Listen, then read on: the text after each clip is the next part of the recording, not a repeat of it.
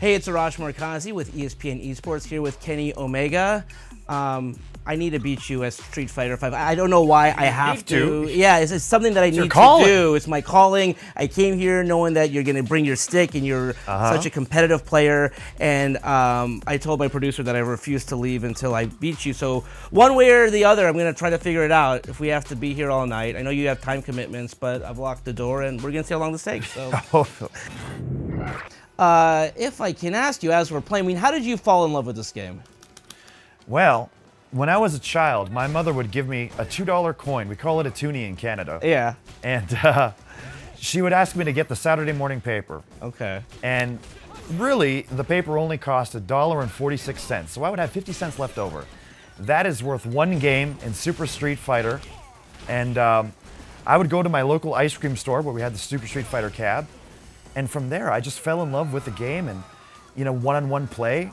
That's what started my craze and my love for playing head-to-head against someone that you've never met before, playing Street Fighter, and just playing at an arcade in general. No perfect, you did it. Finally, here we go, come on. Nice. Take that. Yeah, like don't be afraid to keep me out. Throw some more Hadoukens. What Street Fighter character would you hate to see come out of those curtains and into the ring? I mean, if this was like a real-life character that you could face. Well, I hate Guile. Okay. Yeah, I got characters I want to keep you at a distance and zone you out. Yeah. He uses the sonic boom, as you know, as just a projectile, and he has the flash kick in case you jump in. I'm a very up-close, impersonal wrestler. Me wanting to be up close and Guile trying to keep me away would just be a nightmare and a boring match. Play ball. What's Cody's back like? Play ball? Like, was he like a player? At No. I think it's just. Was he a former baseball? It's Oh boy. You know, you're good. Oh no, you're not. Yeah. You lied to me. What? You just had to block. That's all you had to do. You and Xavier Woods made a lot of news. The companies colliding at E3. It was really the talk of the pro wrestling world. I mean, like everyone was talking about it. How did that game come to be? I mean, we always had this feud, him and I. We had thought we could be friends. Yeah. And oh, how wrong I was. We're both very competitive. Couldn't accept that one of us was better than the other. One of us had to be the alpha dog. We'd played actually originally at an arcade in New Jersey, and we went two apiece. And we always said that if there ever was a venue, if there ever was a time and a place, we were going to settle it with Street Fighter. Okay. And he played Ibuki, and I played Cody, who was my first love from Street Fighter 4. And we had the showdown, and we were able to actually invite our friends and include our fellow brethren. Yes. So it was New Day versus the Elite.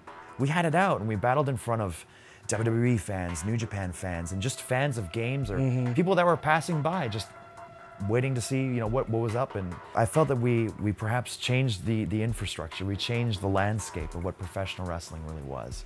And we showed that two opposing companies can indeed play nice. You came out victorious, but you did have a habanero pepper, and Xavier had a couple, I think. Yeah, a couple, yeah, 2 or 3. You both looked physically ill, and I was worried about you, and I haven't seen you since. How did that habanero pepper treat you that day? I mean, as a loser, hearing the cheers for New Day as he kept downing those peppers, I couldn't just stand idly by. I mean, I needed the people to cheer for me. I won.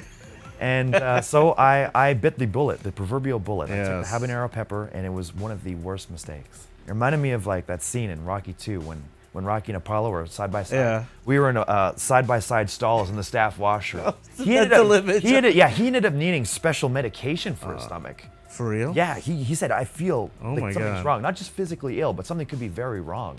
I was okay. It took a long time, but I ended up okay. Like in wrestling, like I didn't know if that was like a shoot or a work. I didn't know if that was real. 1000% shoot. Oh, yeah. shoot. Yeah. Okay. But he was okay in the end. It's consummate professional. All right, here we go. One hand tied behind your back. Oh, geez. I don't have a good feeling about this now.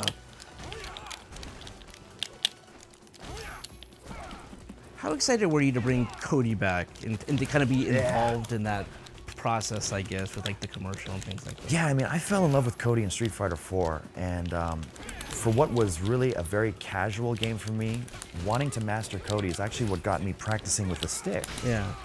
Oh, I almost used both. It's my chance. And practicing with Cody is what made me venture out and want to play against professional players. It wanted me to seek out the very best so I can improve my game. Oh no. Get out of here! It's Take it. So to see him return in Street Fighter V and have a whole bunch of new tools and a new look, and then to get the opportunity to play him in a commercial, it was really exciting. It was super cool. So yeah, I'm thrilled that he's in the game, but he is a work in progress. It's a very difficult game, and I'm sticking with a very bigger, dumber character right now, in Abigail. There we go. Ah, you chased me down. Yeah, until Cody can meet my level of play with Abigail, he will be my second. Yeah. Yeah. Ah! Oh my God, come on, this is bad. I mean, are you next level with like the frame data and like, I mean, are you... unfortunately, these days you have to. Yeah. And you have to know the frame data. You have to know, how much is this move going to leave me in plus frames, or am I going to be negative if I do this? Yeah. Oh, there was, but I screwed it up. No! Not only is it a matter of a psychological battle, but you have to be almost a mathematician as well, on the spot. So you have to enter it kind of like the Matrix and see things in binary code to actually be successful in fighting games these days. I almost did the super with one hand. I can't. Yeah. I flubbed it up. Who do you think, personally, in your opinion, is the best Street Fighter players? Is there someone that you look to as sort of like the best? I mean, I've always said it that I really do think that Tokido is the best Street Fighter player on the planet. Not only is he a great player, but a good spokesperson for the sport, and especially for esports moving forward. The people at the top of the game, they will have a voice that will be heard. People want to hear and get to know the players. And for a person like Tokido, who is just a stand-up guy in general, he is the epitome of hard work and dedication to then achieve results. If he loses to someone, he will work twice as hard against that particular matchup to better himself and to come back and get revenge. I think not only as a person, but as a player, he's probably the best on the planet right now. What are your top 3 games? For people who think you're just a Street Fighter guy, so I would assume Street Fighter's #1, but what's your top? I don't know if you guys would know it, but I love a game called Shenmue. I love RPGs, like Final Fantasy 7, 10. I love the Resident Evil series, I love. Another great one from Capcom. I love horror games. Yeah. Indie games are fantastic these days. Like I love Undertale, Celeste, Dead Cells. I play a lot. Every year we come out with a top 10 list, myself and Xavier. Yeah. Even that, in a sense, is kind of a competition between us. Yeah. So even though I could play Street Fighter every day of my life until the cows come home, I have to make sure that I play each and every one of my top 10 games a year from start to finish. So it's always this balancing act where I'm playing Street Fighter, but I'm also balancing other fighting games. I'm balancing, this indie game for Switch, and I'm balancing another RPG for PS4.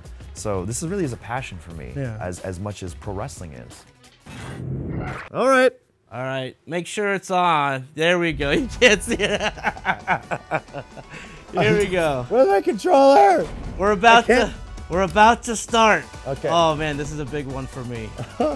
Is it playing? No. Okay. Round 1. Here we go.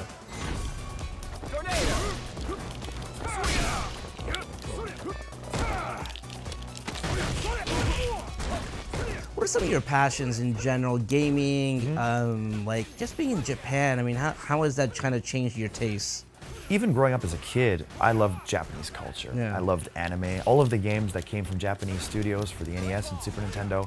All right, come on. And it wasn't until I was about 15 or 16 when I realized, like, man, everything about Japan is something that I love, even the food. I got you right where I want you, Teddy. I got you right where I want you.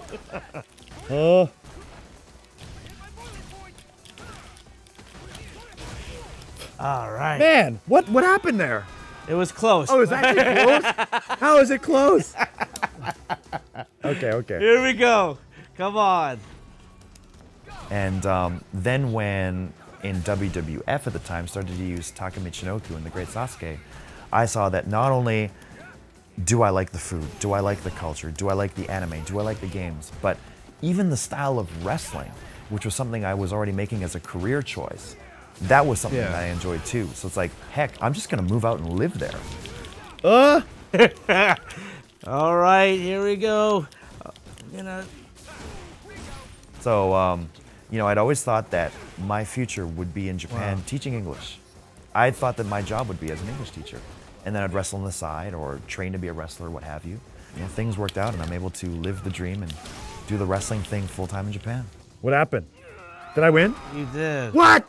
How did that happen? No! Oh, okay. This is my worst nightmare. Losing to a blindfolded player. A final round. Come on. Don't embarrass yourself. All right, come on. Here we go. Well, here's the thing. Xavier Woods is your opponent. What is worse, losing to him in the ring or losing to him in Street Fighter with the whole crowd watching? Oh, man. Losing to Xavier Woods in the ring would be embarrassing. Okay. Because he's primarily known as a tag team wrestler, and I have pride as a singles athlete. And as champion, too. I'm holding a belt right now. Yeah. So to lose to Xavier Woods and lose my company's most prestigious prize to someone who's predominantly known as a YouTuber and a tag team wrestler, man, that would be embarrassing. But a close second place would be in Street Fighter. Yeah. Any other video game I can manage. I think we played Def Jam Vendetta and I lost to him. I was cool with it. Oh, man. That was close too. What happened? It was back and forth, but Ken wins. Oh, man. I feel good, but not great. I mean, it took me putting a blindfold over your head for me to leave here with the victory that I came here hoping for. You won with both hands. Yeah. And you won actually with a hand tied behind your back. Yeah. You just got to work on the blindfold stuff. If that's one thing you can leave here with that you got to work on.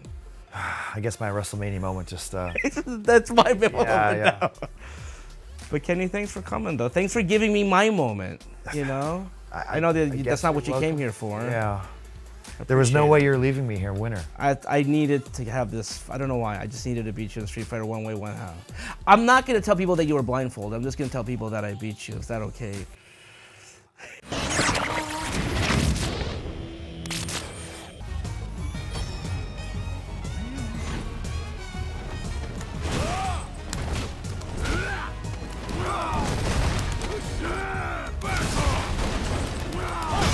Nice. Okay.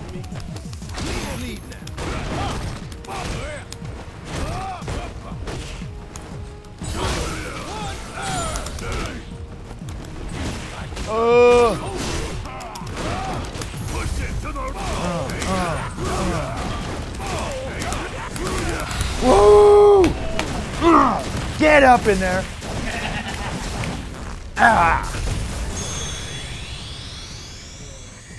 There's no running from that. I knew he'd try to backdash. Get out of here, man.